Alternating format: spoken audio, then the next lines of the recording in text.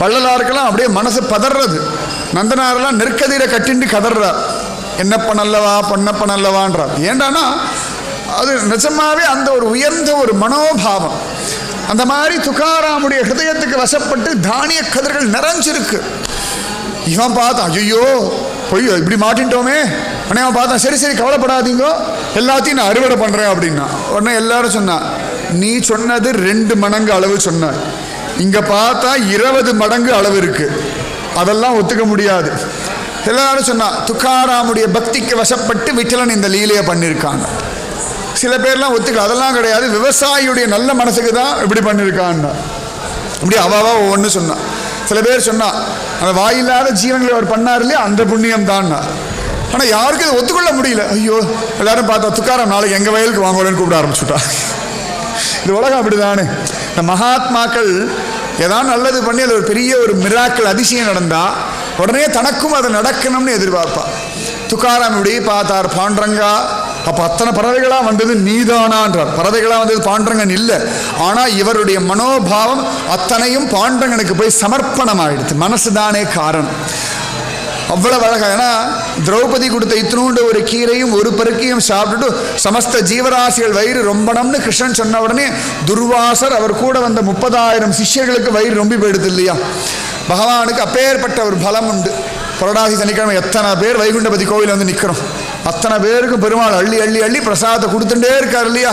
இந்த சில பேர் கடைசியில் வந்து டென்ஷனாக வேலை இருக்கும், கம்மியாக இருக்குமோ கிடைக்காதோ. ஆனால் கடைசியில் வர வரதான் சுட சுட கிடைக்கிறது நான் பார்த்துருக்கேன். கடைசியில் வர வரதான் பூசா பண்ணி பண்ணி, அதானே வைகுண்டபதி. பார்த்து பார்த்து வந்துட்டாளா, சுட சுட பண்ணு பண்ணு பண்ணு, ஒருத்தர் கூட இல்லைன்னு சொல்லாமல் கொடுக்குறார். அத்தனை பேர் வரும் இல்லையா திருமந்திர நகரத்தில். அதானே பகவான். யாருக்கும் கிடையாதுன்னு தள்ளக்கூடிய ஒரு சுபாவம் பகவானுக்கு கிடையவே கிடையாது. உடனே எல்லாரும் பார்த்தார்கள், சரி நம்மளே அறுவடை பண்ணலான்னு சொல்லி கூலிக்கு ஆளை வச்சு எல்லாரும் அறுவடை பண்ணார்கள். இவன் சொன்னது 2 மடங்கு, அதுபோல் 20 மடங்கு தானியம் வந்துடுச்சு. உடனே பஞ்சாயத்தில் சொல்லிட்டா, அப்பா நீ சொன்ன ஒரு அளவு அதை நீ எடுத்துக்கோ, மீறி எத்தனை எக்ஸ்ட்ராவாக வந்ததோ அத்தனையும் துக்காராமுக்கு தான் சேரும், அத்தனையும் துக்காராமுக்கு தான் சேரும், அவருடைய பக்திக்கு பாண்டரங்கன் கொடுத்ததுன்னுட்டா. உடனே எல்லாரும் சொன்னா, துக்காராம் உங்களுடைய பக்தி பகவான் கொடுத்துருக்கோம், உங்கள் குடும்ப நிலைமையை பார்த்து பகவான் கொடுத்துருக்கோம், எடுத்துகிட்டு போங்கோன்னுட்டார். துக்காராம் தலைக்கு மேலே கையை கூப்பிண்டார். ஒன்றும் இல்லாமல் சும்மா உக்காந்ததுக்கே வழக்கு இதெல்லாம் வந்துடுத்து, இதில் வேற இத்தனை தானியத்தை வீட்டுக்கு எடுத்து போனால் என்னெல்லாம் பொல்லா போருமோ தெரியாது, எனக்கு ஒன்றுமே வேண்டாம் சாமின்னுட்டார். நமக்கு அப்படி தோணுமா? ஒரு பெரிய இளவரசி இருந்தா, ராணியும் ராஜாவும் அந்த படத்தில் உட்காந்து வாழைப்பழத்தை சாப்பிட்டுட்டு இருந்தா. அப்போ அழகாக உள்ள ஒரு பைத்தியம் குதிச்சுட்டு வாழைப்பழ தோலை தான் சாப்பிட்டுது. உடனே ராணிக்கு கோபம் வந்தது, நீங்கள்லாம் என்ன ராஜா ஒரு பைத்தியம் அந்த புறத்தில் நுழைஞ்சு வாழைப்பழ தோலெல்லாம் சாப்பிட்றது. உடனே யாரங்கேன்னு ராஜா கூப்பிட்டா, எல்லாரும் வந்தா அடி அடின்னு அடித்தா. பைத்தியம் நல்லா சிரிச்சது. ஏன் சிரிக்கிற அப்படின்னார். வாழைப்பழத்தோலை சாப்பிட்ட எனக்கே இத்தனை அடினா வாழைப்பழத்தை சாப்பிட்ட உனக்கு எத்தனை அடி விழுன்னு நினச்சேன், சிரிப்பு வந்ததுன்னுட்டார். இந்த மாதிரி இன்னொரு கதையும் உண்டு. ஒரு ராணிக்கு தோழி உண்டு, அவள் அழகாக படுக்கையெல்லாம் சரி பண்ணுறா. அன்றைக்கி என்னமோ தோணுது, படுத்தா கொஞ்ச நேரத்தில் தூங்கி போயிட்டா. ராணி வந்து பார்த்தா அந்த தோழி படுத்துட்டா, வேலைக்காரி படுத்துட்டான்னு சொல்லி கூப்பிட்டு பலார் பலார் பலார் பலான்னு அடி அடின்னு அடித்தா. அந்த வேலைக்காரி நல்லா சிரிச்சா. ராணி கேட்டா, எதுக்கடி சிரிக்கிறேன்னா, இல்லை 5 நிமிஷம் படுத்த எனக்கே இவ்வளோ அடி, வாழ்க்கை முழுக்க இதில் படுத்துன்றீர்கள், என்ன நிலைமையோ நினச்சேன், சிரிப்பு வந்ததுன்னா. இப்படிலாம் கூட யோசிக்கிறவாள்லாம் உலகத்தில் உண்டு. அதனால சந்துக்காராம் சொன்னார், இந்த தானியம் எதுவும் எனக்கு வேண்டாம், இவாளுக்கு என்ன பண்ணுறதுன்னு தெரியல. உடனே அந்த விவசாயி சொன்னான், எல்லாம் எனக்கு தான். ஜனங்கள் சொன்னா அதெல்லாம் கிடையாது, துக்காராம் நாம ஜப பண்ணதுனாலே வந்து விளைஞ்ச தானியம்.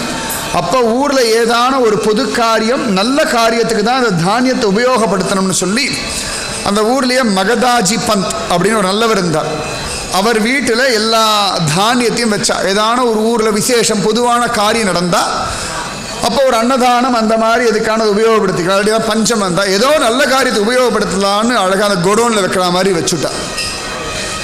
ஊரில் இருக்கவாள்லாம் ஆவலிக்கிட்ட போய் சொன்னான், இந்த மாதிரி உங்கள் வீட்டுக்காரருடைய பக்திக்கு வசப்பட்டு இவ்வளோ நடந்தது, ஒரு குந்துமணி அரிசியை கூட அவர் வாங்கிக்கல, எவ்வளோ பெரிய மனுஷன் அப்படின்னா. இவளுக்கு 10 வருது.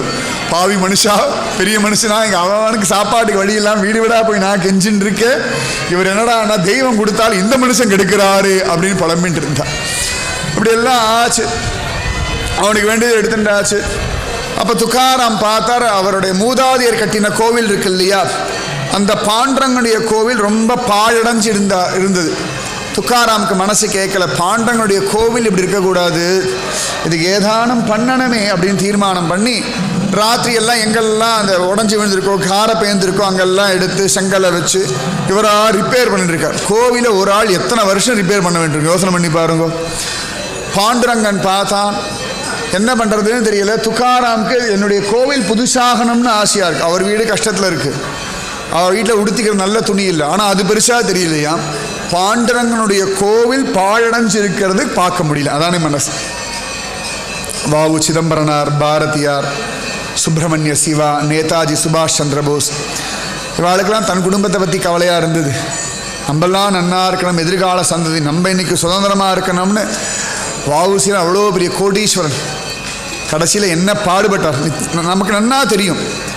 நிஜமா அவரெல்லாம் சாதாரணமாக இருந்திருந்தாருன்னா அப்படி இருந்திருப்பார். இன்றைக்கி அவன் வம்சம்லாம் அவ்வளோ கஷ்டப்பட்டிருக்கா. வீரபாண்டிய கட்டபொம்மன் வம்சம்லாம் இன்றைக்கி என்ன பாடுபடுறது, தேசத்துக்காக உயிரை கொடுத்தவாளுடைய குடும்பங்கள்லாம் இன்றைக்கி என்ன பாடுபட்டு இருக்கு, காந்திஜியோட குடும்பங்கள்லாம் என்ன பாடுபட்டு இருக்கு பாருங்க. நிச்சயமாக பல இடங்கள் நீங்கள் தேடி பார்த்தோம்னா தேசத்துக்காக உழைச்சவாளை நம்ம மறந்தே போயாச்சு. அவள் குடும்பம்லாம் நன்னாவே இல்லை. நம்ம அனுபவிக்கிற சாதாரண ஒரு அடிப்படை வசதிகள் கூட இல்லாமல் வாழ்ந்துட்டுருக்கா பல பேர். எனக்கு தெரியும், பல தேச போராட்ட தியாகிகளுடைய குடும்பத்தில் அடிப்படை தேவைகள் கூட இல்லாமல் கஷ்டப்பட்டு இருக்கா, நிறைய நான் பார்த்துருக்கேன்.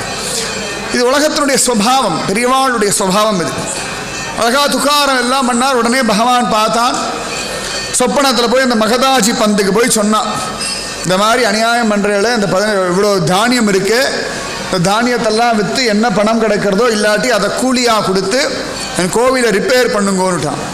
யாருக்கும் ஒன்றும் புரியல, அது இப்படி ஒரு சொப்பனம் வருது. அடுத்த நாள் போய் பார்த்தா துக்காரம் எல்லாம் சரி பண்ணிட்டு இருக்கிறத பார்த்தா. அப்போ எல்லாரும் முடிவு பண்ணா, சரி விட்டலன் இவருடைய காரியத்தை குறைக்கிறதுக்காக அப்படி சொல்லிட்டான்னு சொல்லி வேலைக்கு ஆள் அமர்த்தி அழகாக கோவிலுக்கு எல்லாம் பண்ணுறா. துக்காராமுக்கு ரொம்ப சந்தோஷம், பாண்டரங்கன் கோவில் புதுசாகிறது, என் பாண்டரங்கன் வீடு ஃபஸ்ட் கிளாஸ் ஆகிறதுன்னு குழந்த மாதிரி ஓடுறா. அங்கே கொத்தனார் வேலை பண்ணுறா, சித்தார் வேலை பண்ணுற வாழ்க்கெல்லாம் போய் காலை பிடிச்சி விடுறா.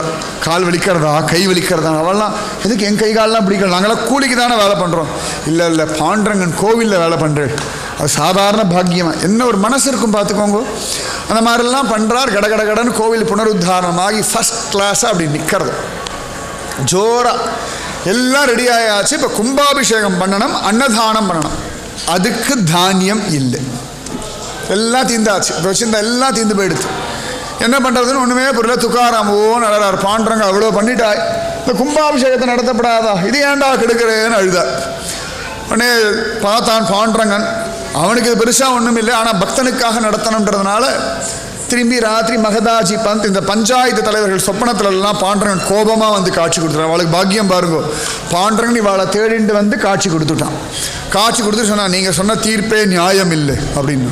அவள்லாம் பயந்து போட்டா, தீர்ப்பு ஒழுங்காதானே சொன்னோம், மீதியெல்லாம் துக்காராமுக்கு தானே சொன்னோம், அவனுடைய தானியத்தை மட்டும் தானே அவன் எடுத்துகிட்டு போகணும்னு சொன்னோம், அதெல்லாம் வாஸ்தவம், அதெல்லாம் அடுத்த கதை. ஆனால் துக்காராம் காவல் காத்ததுக்கு அவன் அரமணங்கு தானியம் கொடுக்குறேன்னு கூலி பேசினான் இல்லையா, அந்த கூலி என்ன ஆச்சுன்னுட்டான். பகவான் கரெக்டாக கணக்கு பிடிச்சி கேட்டான், அந்த அரமணங்கு தானியம் என் துக்காராமுடைய கூலியை எவன்டா கொடுப்பீங்க அப்படின்னுட்டான். உடனே நடுங்கினா, வாஸ்தவம் தான், தீர்ப்பு தப்பு தானே. அப்போ உடனே பகவான் சொன்னால், வட்டியும் முதலுமா சேர்த்து போட்டு கொடுங்கோடான்னுட்டான். உடனே கடை அதே மாதிரி அவனையும் போய் மிரட்டினான், என்னடா துக்காராமுடைய அரமணங்கு கூலியை எடுத்துட்டு சௌக்கியமாக இருந்தலாம் நீ நினைக்கிறேன், விட்டு வேணாம் அப்படின்னார். அலறி அடிச்சு அடுத்த நாள் காத்தால் கொண்டு வந்து கொடுத்துட்டான். பகவான் எனக்கு சொப்பனத்தில் வந்தான் அப்படின்னு கொடுத்துட்டான். கரெக்டாக அந்த அன்னதானத்துக்கும் கும்பாபிஷேகத்துக்கும் என்ன வேணுமோ அந்த தானியத்தையும் கொண்டு வந்து துக்காராம் கொடுத்துட்டான். இவ்வளவு நடக்கிறது, தனக்கு ஒரு பிடி எடுத்துக்கணும்னு தோணலையா, அதானே மகாத்மா. நிஜமாவே தேகுல் அந்த கோவிலில் போய் இப்படி பிரதட்சணம் பண்ணோம்னா, துக்காராம் இவ்வளவு பாடுபட்டு அந்த கோவில் இன்னைக்கு ஜம்முன்னு அந்த பாண்டரங்கன் பார்க்கணும், என் துக்காராம் கோவில் எப்படி இருக்கு பார்த்தியா அப்படின்னா ஆச்சரியமாக இருக்கு. அந்த கோவில்கள் ஒவ்வொரு கோவிலையும் நம்ம பெரியவாளுடைய பெரிய தியாகமும் அவளுடைய தானமும் உட்கார்ந்துருக்கு, நன்னா ஞாபகம் வச்சுக்கோங்க. அவ்வளோ வசதி. இன்னைக்கு வைத்தமாநிதியை பார்க்குறோம், வைகுண்டபதியை பார்க்குறோம், சங்கரராமேஸ்வரர் கோவிலை பார்க்குறோம்னா பல பேருடைய தியாகம், பல பேருடைய தானத்தினாலே தான் இன்னைக்கு நம்ம இங்கே உட்கார்ந்துட்டு இருக்கோம். ஆச்சரியமாக எல்லாம் நடக்கிறது, கும்பாபிஷேகம் நடக்கிறது, வேத மந்திரங்கள்லாம் முழங்க ஜோராக ஒரு கும்பாபிஷேகம். துக்காராம் ஆடுறார், பாடுறார், குதிக்கிறார். ஆஹா, என் பாண்டரங்கன் கோவில் ஃபர்ஸ்ட் கிளாஸ் ஆயிடுதுன்னு துள்ளி குதிக்கிறார். நம்ம ஸ்ரீவில்லிபுத்தூர் ஆண்டாள் கோவிலுக்கும் அந்த மாதிரி இப்போ தங்க கோபுர பணி நடந்துன்னு இருக்கு. உங்களால் முடிஞ்ச தங்கமாகவோ பணமாகவோ ஆண்டாள் கோவிலில் கொண்டு கொடுங்க. அப்போ ஆண்டாளையோ எனக்கு கொடுத்தாலே நினச்சிட்டே இருப்பாள். ஒரு ரூபாவாவது கொண்டு கொடுங்க. நிச்சயமாக ஆண்டாள் எனக்கு எவ்வளவோ செலவு பண்ணுறோம். வெட்டியாக செலவு பண்ணுறதை நம்மெல்லாம் MBA PhDலாம் நிறைய பண்ணியிருக்கோம். மாதக்கால செலவில் வெட்டி செலவு தான் ஜாஸ்தியே. நியாயமான செலவை விட வெட்டி செலவு தான் ஜாஸ்தி. அதெல்லாம் கொண்டு போய் ஆண்டாளுக்கு கொடுத்தா கூட அவளுடைய தங்க கோபுரம் கடகடன்னு முடிஞ்சிடும். ஆண்டாள் மனசுல நினச்சிட்டே இருப்பா, இந்த குழந்தை என் கோபுரத்துக்கு கொடுத்ததே அப்படின்னு. கட்டாயம் கொடுங்க, அங்கே போய் கொடுக்கணும்னா என்கிட்ட கொடுங்க, நான் கொடுத்துட்றேன், அவ்வளோதான். அதனால் அது ஒரு பெரிய சுகம். நிறைய பேர் கொடுத்தா ஆண்டாளுடைய திருப்பணி கொடுத்துன்னு இருக்கோம். ஆச்சரியம். அந்த மாதிரி ஜோராக இந்த கோவில் எல்லாம் கும்பாபிஷேகம் நடந்தது. சரியா துக்காராம் வீட்டிலேருந்து கூப்பிடுற தூரம் தான் கோவில். அவ்வளோ பக்கத்தில் தான். இந்த தெருமுக்கில் துக்காராம் வீடுன்னா வைகுண்டபதி கோவிலுக்கு இருக்கல இவ்வளோ தூரம் தான். அவ்வளோ அழகாக நடக்காத. வீட்டுக்கு மட்டும் வரமாட்டேங்கிறார். ஆவலி பார்க்குறார். கோவிலில் கும்பாபிஷேகம்னா வரார், கோவிலில் பஜனைன்னா வரார், வீட்டுக்கு மட்டும் வரமாட்டேங்கிறார். நான் மட்டும் வேண்டாதவளா அப்படின்னு சண்டை போட்டான். அவர் அதனாலே மலையில் போய் உட்காந்துக்கிறார். இப்போ இன்னும் திருப்தியாக இருக்கார், இன்னும் நாமஜம் வந்து சந்தோஷமாக இருக்கார். ஆனால் ஆவலிக்கு பொறுக்க முடியலை. இப்படி துக்காராம் மலை மேலே உட்காந்து இருக்கிறது, ஒழுங்காக சாப்பிடாமல் இருக்கிறது தான் அவளுக்கு பொறுக்க முடியலை. உடனே பார்த்தா டெய்லி துக்காராமுக்கு அழகாக கொண்டு சாப்பாடு கொடுக்க ஆரம்பிச்சுட்டான். அவள் வீட்டிலேருந்து அந்த பண்டார் மலை 6 மைல் தூரம். 6 மைல்னா கிட்டத்தட்ட 9 கிலோமீட்டர், போக வர 18 கிலோமீட்டர். டெய்லி அவருக்கு கொண்டு கொடுத்துட்டு அப்புறம் இவரை சாப்பிட வருவாள். இப்படி தான் டெய்லி ரொட்டீனாக நடந்துட்டுருக்கு. இந்த போகும்போது வரும்போது அவருக்கு வழக்கம் உண்டு. என்னடான்னா பாண்டரங்கனை திட்டிகிட்டே போகிறது. அப்போ தான் அவளுக்கு போகிற தூரம் தெரியாமல் இருக்குது. இந்த பாண்டரங்கன் இப்படி படுத்துகிறான், இந்த கருப்பன் படாத பாடுபடுத்துகிறான், எங்கள் வீட்டுக்கார பைத்தியமாக்கி வச்சுருக்கான், இப்படி திட்டிகிட்டே போவான். மலைக்கு ஏறிடுவாள். கொடுத்து முடிச்சு அங்கேயே இவ்வளோ தூரம் நடக்கணுமே, என்ன பண்ணி தொலைகிறது, எல்லாம் என் தலையெழுத்து அப்படின்னு புலம்பின்ண்டே ஒரு வீடு வந்துடும். பாண்டரன் இப்படி பார்ப்பான். டெய்லி இவ 18 மைல் நடக்கிறதுக்கு, 18 கிலோமீட்டர் நடக்கிறதுக்கு நான் தான் கிடச்சனா. டெய்லி இதே தியானம் சகஸ்ரநாம அர்ச்சனை மாதிரி பண்ணிட்டு இருக்கா ஆவலி. டெய்லி போகும்போது பாண்டரங்கனை திட்டுறது, வரும்போது பாண்டரங்கனை திட்டுறது. ஒரு நாள் அழகா ஆவலி இப்படி போயிட்டு இருக்கா, திட்டிகிட்டே போயிட்டு இருக்கா. பாண்டரங்கன் பார்த்தா, இன்னைக்கு இவளோட இனிமேல் இவன் நடக்காதபடி பண்ணணும். நடக்காதபடின்னா அவள் இவ்வளவு தூரம் நடக்கிறா இல்லையா, இந்த நடைய குறைக்கணும்னு ஆசைப்பட்டான். நீங்க நினைக்கிற மாதிரி நடக்காது அப்படின்னா காலை உடச்சு போடணும் அப்படி அர்த்தம் இல்லை. அழகா அப்படி போயின்னு இருக்கா. என் வீட்டுக்காரர் அப்படி படுத்தி வச்சிருக்கான். இந்த கருப்பன் என் மேல பழி வாங்கிட்டு இருக்கான். திட்டிகிட்டே போயின்னு இருக்கா.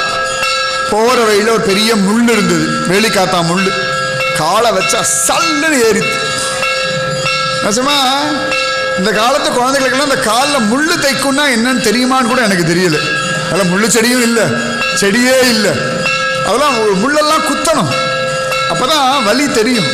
அதெல்லாம் ஒரு சுகம் நிஜமாவே.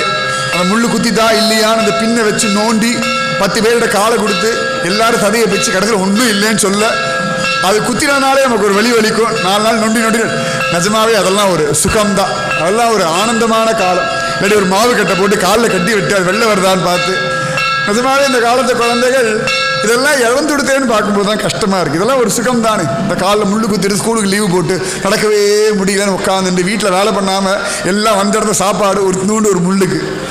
இன்னைக்கு காலகட்டத்தில் இந்த குழந்தைகளுக்கு இந்த எல்லா சுதந்திரத்தையும் சுகத்தையும் இழந்துட்டான். அதுதான் வருத்தமாக இருக்குது. அந்த வேலிக்காத்தா முள்ளுலாம் குத்தினா அமக்கலமாக வலிக்கும்.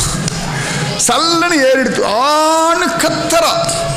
கீழே விழுந்துட்டா விழுந்ததில் பானை கீழே விழுந்தது, ஜலம் கொட்டித்து. ஏன்னா அந்த மலையில் ஜலம் கிடையாது. தலையிலேருந்து பானை கீழே விழுந்து எடுத்து முள்ளை எடுக்கலாம் பார்க்குறா. வலி, உயிர் போகிறது, எடுக்க முடியலை. ஓன்னு அழ வருது. அந்த அழுகையிலையும் அந்த பாண்டரங்கன் கருப்பன் தான் போட்டிருப்பான்டா. இந்த வழியில கூட பாண்டரங்கனோட தியானம் வருது, நமக்கு வரமாட்டேங்கிறது. அவன் அந்த கருப்பன் தான் போட்டிருப்பான். நான் அழப்படாது, கண்ணதோடு நான் அழப்படாது, எனக்கு வலிக்கல. அவன் என்னை பார்த்து கை கொட்டி சிரிப்பான். மாட்டேன், நான் அழ மாட்டேன், எனக்கு முடியல. பாண்டரங்கன் பார்த்தான், இவன் முள்ள பார்க்காம மிதிச்சதுக்கு நான் ஜவாப்தாரியா? பகவானுக்கு பயம் என்னடான்னா, துக்காராம் அங்கே பசியோட காத்துட்டு இருப்பார். இவ திட்டுறதுக்கு நன்னா படட்டம்னு சொல்லணும். பகவான் மனசு கேட்கல, ஓடி வரான். இவ யாராவது வராளான்னு பார்த்தா இவன் மட்டும்தான் ஓடி வரான். ஐயோ வந்துட்டானே, என்னை பார்த்து கை கொட்டி சிரிப்பானேன்றான். 30 முக்கோடி தேவர்கள் இவன் வரமாட்டானான்னு ஏங்கின்னு இருக்கா. பல பேர் ஒத்த கால தவம் பண்ணிட்டு இருக்கா. அங்கெல்லாம் ஓடாத பய இவ திட்டுறாள். நம்மளாம் யாராவது திட்டினா அவன் முகத்தில் முழிக்க மாட்டேன், இவன் அவன் முகத்திலேயே நிற்கிறான். அது ஏற்கனவே பிரசன்ன வசனமான திருமுக மண்டலம், சுந்தரத்தே தியானன்னு ஒரு திருமுக மண்டலம். அவளே சிரிச்சுட்டே வரான். ஐயோ என்னை பார்த்து சிரிக்கிறானே சிரிக்கிறானே சிரிக்கிறானே, என்னை பரிகாசம் பண்ணுறதுக்குன்னே வந்து தொலைச்சான்றான். உடனே முகத்தை இப்படி திருப்பிக்கிறான். இந்த பக்கம் வரான், இப்படி திருப்பிண்டா இந்த பக்கத்துலேயே வரான். இங்கேருந்து எங்கே வரான்னு இப்படி திருப்பிண்டா எதிர்க்கேந்து வரான். இவன் முகத்தை எந்த பக்கம் திரும்பினாலும் அந்த பக்கத்துலேருந்து பாண்டரங்கன் வரான். சத்தியம். நம்மளை சுற்றி சுற்றி பகவான் வந்துட்டு தான் இருக்கான். கவலையே படாதீங்க. திட்டுற ஆவலிக்கு வரான்னா விட்டலான்னு சொல்கிற நமக்கா வராமல் இருப்பான். வந்துட்டான், அவளுக்கு என்ன பண்ணுறதுன்னு தெரியல, முள்ளையும் போட்டுட்டு வந்திருக்கான் பாரு அப்படின்னு திட்டுறா. இவன் போடவே இல்லை பாவம். அழகாக வந்தான் பகவான். வலிக்கிறதான் அப்படி முறைச்சா. முள்ளு குத்தினா வலிக்குமா, குத்தி பார்த்தா தெரியும் உனக்கு அப்படின்னு. உடனே பகவான் பார்த்தான், தேவர்கள்லாம் பார்த்தான். என்ன பண்ணுறதுன்னு தெரியல. பாண்டரன் கீழே உட்காந்துட்டான். இந்த ஆவலி காலை பிடிச்சு தன் மடி மேலே வச்சுட்டான். கருணாசாகரன். நம்மளை யாராவது திட்டவாளை இப்படி என்னைக்காவது பண்ணுவோமா தோணுமா? அதான் பாண்டரங்க. உடனே பார்க்க எதுக்கு என் காலை பிடிக்கிறான், ஏதோ வம்பு பண்ண போகிறான், நல்லது பண்ணுறதுக்காக காலை பிடிக்கிறான். இவன் காலை பிடிக்கிறது 30 முக்கோடி தேவர்கள் காத்துருக்கு. அங்கன்மா ஞாலத்து அரசர் அபிமான பங்கமாய் வந்து நின் பள்ளிக்கட்டிற்கீழே சங்கமிருப்பார் போலே வந்து தலைப்பெய்தோன்றான். அந்த பகவான் இவ காலை பிடிச்சு மடி மேலே வச்சுண்டு வலிக்காம அப்படி முள்ளெடுத்தான். எடுத்துட்டு அவ காலை இப்படி தடவி விட்டான். வலி சரியா போயிடுத்து. உடனே வெடுக்குன்னு காலை எடுத்துட்டான். முள்ளையும் போட்டுட்டு காலில் குத்தினவனை எடுக்கிற மாதிரி வந்துட்டு என்கிட்ட நல்ல பேரை சம்பாதிக்கான்னு நினைக்கிறான். நான் நம்ப மாட்டேன் இவனை அப்படின்றான். பகவான் எவ்வளோ பாவம் பாருங்க. பகவான் சொன்னான், சத்தியமாக நான் முள்ளே போடலை, அது அங்கேயே தான் கிடக்கிறது 10 நாளாக. நீயாதான் கொண்டு அது மேலே கால் வச்ச, இதுக்கு நான் பொறுப்பே இல்லைன்னா. இப்படி சொன்னோன்னு அவளுக்கு சந்தேகம் ஜாஸ்தியாகிடுது. 10 நாளாக கிடக்குன்னு இவனுக்கு எப்படி தெரியும்? தெரிஞ்சால் எடுத்து போட வேண்டியது தானே. நாட்டில் சத்தியத்துக்கு என்றைக்குமே விலை கிடையாது. கலியுகத்தில் தெய்வமே சொன்னாலும் சத்தியம் அசத்தியம்தான். பகவான் பார்த்தான். ஜெய விஜயா கூட என்னை நம்பினா, இவன் நம்ப மாட்டேங்கிறாள். உடனே பார்த்தா கடகடன் தலையில் சப்பாத்தி எடுத்து கடகடன் கிளம்பிட்டான். இவனாவது சரி போ அப்படின்னு போக வேண்டியது தானே. அவள் பின்னாடியே நடக்கிறான். எங்கேயாவது அவளுக்கு ஓரத்தில் தன் மேலே ஒரு கருணை வருமான்னு. இவனுடைய கருணைக்காக 7 14 லோகத்திற்கு ஜீவராசிகள் ஏங்கினா, இவன் ஆவலி தன் மேலே கொஞ்சம் ஈரத்தோட ஒரு கருணை பார்வை பார்க்க மாட்டாளா? செங்கன் சிறுதே எம்மேல் விழியாவோன் ஆண்டாள் கெஞ்சிற அவன் இவ திரும்பி பார்க்க மாட்டாளா? நான் போடலைம்மா இப்படி கை கூப்பிண்டே வராளா? நான் போடலை ஆவலி, நம்பு. உன் வீட்டுக்காரன் நான் ஒன்றுமே சொல்ல, அவனாதான் பக்தி பண்ணுறான், அவனாதான் நாம ஜபம் பண்ணுறான், அவன் கூப்பிடும்போது மட்டும்தான் நான் வரேன். ஆனால் அவனை வீட்டுக்கு போகாத, குடும்பத்தை இருக்காதேன்னு நான் சொல்லவே இல்லை. இதெல்லாம் பக்தியோட எஃபெக்ட் தான். அது இவன் தான் ஜவாப்தாரி. ஆனால் அவன் சொல்கிறான், நான் ஒன்றும் பொறுப்பே இல்லைம்மா, நான் சொல்லிகிட்டே இருக்கேன், உன் புருஷன் கேட்க மாட்டேங்கிறான். இப்படி திரும்பி பார்த்தா அர்ஜுனனுக்கு பகவத்கீதையெல்லாம் சொல்லி சண்டை போட வச்சோன்னா எல்லாம் தெரிஞ்சிருக்கு அவளுக்கு. பகவத்கீதை சொல்லி சண்டை போட மாட்டேன்னு சொன்னவனை சண்டை போட வச்சோன்னா அந்த மாதிரி எத்தியான ஒன்று சொல்லி எங்கள் வீட்டுக்கு அனுப்ப வேண்டியதானே. நியாயம் தானே அவ கேட்குற கேள்வி. பகவான் வாயடைச்சு போய் நின்னா, என் பகவத்கீதைக்கு இப்படியெல்லாம் கூட ஒரு வியாக்கியானம் வருமா அப்படின்னு. துக்காராம் இப்படி அன்றைக்கும் பார்த்தார், என்னமோ வித்தியாசமாக இருக்கேன்னு திரும்பி பார்த்தார். ஆவலி பின்னாடியே பாண்டரங்கன் நடந்து வரான். பார்க்குறார், பௌர்ணமி அமாவாசையும் ஒன்றா வருது, ஊர்வசியும் பேயும் ஒன்றா வருது, ஆச்சரியமான ஆழ விரக்ஷமும் முள்மரமும் ஒன்றா வருது, அமிர்தமும் நஞ்சும் ஒன்றா வருது. இல்லை கெட்டதெல்லாம் ஆவலி, நல்லதெல்லாம் பாண்டரங்கன். இப்படி பார்க்குறார். வா வா வா வா அப்படின்றார். ஆவலி நினச்சா பரவாயில்ல, எங்கள் ஆத்துக்காருக்கு என் மேலே ஆசை வந்துடுத்து, இப்பயாவது என்னை பற்றி தெரிஞ்சுதே அப்படி கை நீட்டினா. இவர் பாட்டுக்கு பின்னாடி இருக்க பாண்டரங்கனை பார்த்து, பாண்டரங்க வா வா வா, நீ எதுக்கு நடந்து வந்தாயினா? ஒரு முறைச்சா. டெய்லி 18 கிலோமீட்டர் நடந்து வருது நான், இன்னைக்கு ஒரு நாள் இவன் நடந்ததுக்கு அவனை கொண்டாடுறா அப்படின்னு முறைச்சா. என்ன பண்ணுறாங்க, கால் வலிக்கிறதான்னு காலை பிடிச்சி விடுறான். இப்போ பார்த்தா டெய்லி இந்த மனுஷனுக்கு போனால் போகிறேன் சாப்பாடு கொண்டு வந்துட்டுருக்கிறது நான், ஏன் கால் வலிக்கிறதான்னு ஒரு கேள்வி இல்லை. இவன் நன்னா கொழுக்கு முழுக்குன்னு உடம்பு இழைக்கிறதுக்காக நடந்து வந்திருக்கான். அப்படியும் இழைக்கிற மாதிரி தெரியல இந்த உடம்பு. இவனை பார்த்து கால் வலிக்கிறதா கையை வலிக்கிறதான்னு கேட்குறாருன்னா. உடனே பாண்டங்க, இல்லை நான் வந்தேன், வழியில் ஒரு முள் இருந்துதா, ஆவலி காலில் குத்தித்தான், நான் தான் எடுத்து விட்டேன் அப்படின்னா. உடனே ஓ பாண்டரங்கா அவன் கை வலிக்கிறதான்ற, முள்ளே எடுத்துவிட்ட கை வலிக்கிறதான்ற. இப்போ எப்படி இருக்கும் ஆவலிக்கு நினச்சி பாருங்கோ. ஒரு முறைச்சா பாண்டரங்கனை. பகவானை பார்த்து இவர் கேட்டார், என்ன பாண்டுறங்க வயிறெல்லாம் உள்ளே ஒட்டி போன மாதிரி இருக்குது, சாப்பிட்லையான்னா. ஆமாம் அப்படின்னார். ஆவலி திரு திரு முழிக்கிறா. உடனே துக்காராம் சொன்னார், பாண்டரங்கனுக்கு ரோட்டியை கொடு அப்படின்னு விட்டார். உடனே ஆச்சரியமாக திட்டின்ண்டே கொடுக்குறா. முனகிண்டே உனக்கு வேறு கொடுத்து தொலைய வேண்டியிருக்கு, எங்கள் வீட்டுக்காரங்க கொண்டு வந்துருக்கு ஒரு 4 சப்பாத்தி, அதுலேயும் பங்குக்கு வந்துட்டான், ஒருத்தனையும் நிம்மதியாக இருக்க விட மாட்டான், இப்படி எல்லாம் திட்டின்ண்டே கொடுக்குறா. அப்போயாவது ரோஷம் வரணுமா வேண்டாமா? நம்ம ஆளுக்கு ரோஷமே கிடையாது. ரோஷத்தோடு எல்லாம் நம்மக்கிட்டலாம் வர முடியுமா? தெய்வம், குழந்தைகள், பைத்தியங்கள், பாகவதா இவாளுக்கெல்லாம் வெக்கம், மானம், சூடு, சொரண, ரோஷம் அப்படின்னா என்னன்னு கேட்பா. அவளுக்கு அது கிடையாது. ஏன்னா உயர்ந்த ஒரு நிலைமையில் இருக்கும் பொழுது சின்ன விஷயங்கள்லாம் பெருசாக தெரியாது. சுய அபிமானம் இருக்கிறவாளுக்கு தான் வெக்கம், மானம், சூடு, சொரண, ரோஷம் இந்த வார்த்தைகள்லாம் அர்த்தம் தெரியும். தன் நினைவே இல்லாதவாளுக்கு பிணத்துக்கிட்ட போய் வெக்கம் இருக்கான்னு கேட்டால் தெரியுமா? நன்னா தூங்கிட்டு இருக்க, வெக்கம் இருக்கா, தூங்குறியேன்னா நன்னா தூங்கிட்டு தானே இருக்குது, அப்படி என்னதுக்கு வெக்கப்படணும் அப்படின்னு கேட்பா. அதுபோல வெக்கமே படலை, பகவான் அழகாக சாப்பிட்றான். துக்காரம் நன்னா இருக்கா ரோட்டி, நன்னா இருக்கா சப்ஜின்றான், நன்னா இருக்குன்னா. இவன் சாப்பிடும்போது சும்மா இல்லாமல் துக்காராமுக்கும் கொடுன்னுட்டான். கொண்டு வந்திருக்கிறதே 4, அதில் 3 இவன் வாங்கியாச்சு, மிச்சம் இருக்கிறது 1. என்னத்தை கொடுக்கறதுன்னு தெரியல. உடனே மனசுக்கு நினைக்கிறான், எங்கள் குலதெய்வம் என்னை காப்பாற்றட்டும், எந்த தெய்வமாவது என்னை காப்பாற்றட்டும், இவன் முன்னாடி என் மானம் போயிடப்படாது அப்படின்னு. உடனே பானையை திறக்க உள்ளுக்குள்ள நிறைய ரொட்டி நிறைஞ்சிருக்கு. அப்பாடா, எந்த தெய்வம் இத்தனை ரொட்டியை கொடுத்ததோ அந்த தெய்வத்துக்கு நான் அடிமை அப்படின்னா. பாண்டங்க நான் தான் இத்தனை ரொட்டி கொடுத்து நான் தான் நீ எனக்கு அடிமை, நான் போடா சொல்ல போடா, இப்படிலாம் பண்ணி தான் எங்கள் வீட்டுக்கார நீ ஏமாற்றி வச்சிருக்கே அப்படின்னு. துக்காராமுக்கும் கொடுத்தார், சாப்பிட்டார். இப்போ துக்காராமுக்கு விக்கல் வந்தது, தண்ணி இல்லை, துக்கப்படுறா. பாண்டங்கன்னு சொல்கிறாங்க, ஒரு பாறை இருக்குது, அதை விளக்கி பாருங்க தண்ணி இருக்குன்னா. பாறையை விளக்கினா அழகாக நீர் விட்டு. இன்றைக்கும் அந்த பண்டார் மலையில் அதுதான் குடிக்கிற தண்ணி. இப்போ பன்றிபுரம் போகும்போது அந்த இடத்துக்கு போகிறோம், அந்த மலையில் உட்கார போகிறோம். அந்த மலையில் துக்காராம் சாப்பிட்ட இடத்துல நம்மளும் சாப்பிடக்கூடிய பாக்கியத்தை பாண்டங்கன் கொடுக்கட்டும். வராதவாள்லாம் இங்கேருந்து நினச்சிக்கோங்க, இன்னொரு தடவை அழிச்சுட்டு போகிறோம். நிறைய போவோம் பன்றிபுரம். ஆச்சரியமாக அழகாக எல்லாம் நடக்கிறது. ஆவலி பார்த்தா சரியெல்லாம் கொடுத்து அவள் பாட்டு கிளம்பி போயிட்டா. பகவான் சொன்னா, துக்காராம் நீ எங்கே இருந்தாலும் நான் உன் கூட இருக்கேன், நீ எதுக்கு இப்படி தனியாக மலை மேலே உட்காரணும், இனிமேல் நீ வீட்லேயே இரு, நீ பாட்டுக்கு கோவிலை பார்த்துக்கோ, அழகாக கடமைகளை பண்ணு, உன் கூட நான் இருக்கேன், எந்த விதத்துலேயும் எந்த விஷயமும் உன்னை தாக்காது, நீ பாட்டுக்கு அபங்கம் எல்லாம் பாடிட்டு சந்தோஷமாக இருக்குன்னு ஆசீர்வாதம் பண்ணிட்டான். துக்காரம் சரி இனிமேல் வீட்டில் இருக்கே அப்படின்னு ஒத்துனுட்டா. அதுக்கப்புறமா தான் ஆவலிக்கு அங்கேயே நாங்கள் நடக்கிற ஒரு வேலை இல்லாமல் போச்சு. துக்காரம் திரும்ப வீட்டுக்கு வந்தார். அப்போ பகவான் எவ்வளோ லீலைகள் பண்ணுறான் பாருங்க. இப்போ நம்மளும் பக்தி பண்ணிட்டு இருந்தால் போதும், உங்களையும் தேடிண்டு தெய்வம் இந்த மாதிரி லீலைகள் பண்ணுவான். திட்ட ஆவலிக்கெல்லாம் கிருபை பண்ணுறவன் நமக்கு பண்ண மாட்டானா? சத்தியமாக பண்ணுவான். நாளைய பொழுது நல்ல பொழுது தான். காத்தால எழுந்துக்கும் பொழுதே ஆஞ்சநேய சுவாமியை நினச்சிண்டு எழுந்துருங்கோ, ஆண்டாளை நினச்சிண்டு எழுந்துருங்கோ, அழகாக தொண்டரடிப்படி ஆழ்வார் நினச்சிண்டு எழுந்துருங்கோ, சந்த் துக்காராமன் நினச்சிண்டு எழுந்துருங்கோ, பாண்டங்க நினச்சிண்டே எழுந்துருங்கோ. இன்னும் ஒரு 3 நாள் சந்த் துக்காராமுடைய சரித்திரம் இருக்குது, ஆனந்தமாக அனுபவிப்போம். நாளைக்கு சந்த் துக்காராமுடைய ஒரு அபங்கம் சொல்லித்தரேன், சுந்தரத்தே தியானம். இன்றைக்கே சொல்லித்தரேன்னு நினச்சேன், நேரம் ஆகிடுத்து.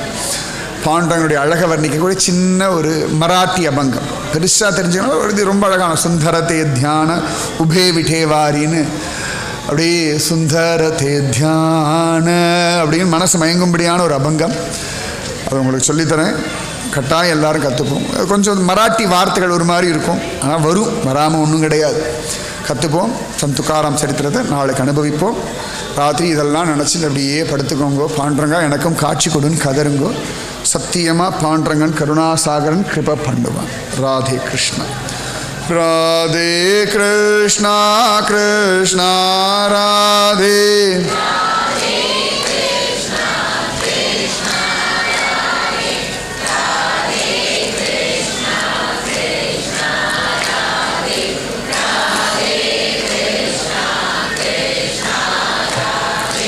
ராதே கிருஷ்ணா கிருஷ்ணா ராதே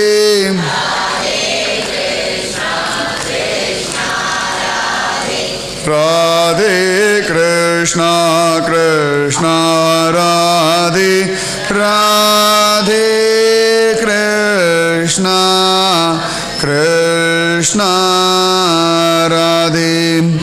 ஜெய் சத்குரு மகாராஜ் கீ. समस्त भागवदल को गोविन्दनाम संकीर्तनं गोविन्दा जय जानकीकान्तस्मरणं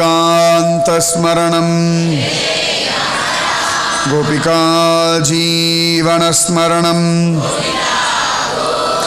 ஆழ்வார் திருவடிகளே சரணம் ஆண்டாள் திருவடிகளே சரணம் எம்பெருமானார் திருவடிகளே சரணம் சர்வம் குருவர்ப்பணம் ஜெய் ஸ்ரீ ராதே கிருஷ்ணா சத்சங்க கி ஜெய் ஜெய் ஸ்ரீ பூஜ்ய ஸ்ரீ ஸ்ரீ அம்மாவுக்கு ஜெய் ஸ்ரீ பாரத் மாதா கி लोका समस्ता सुखिनो भवन्तु लोका समस्ता सुखिनो भवन्तु लोका समस्ता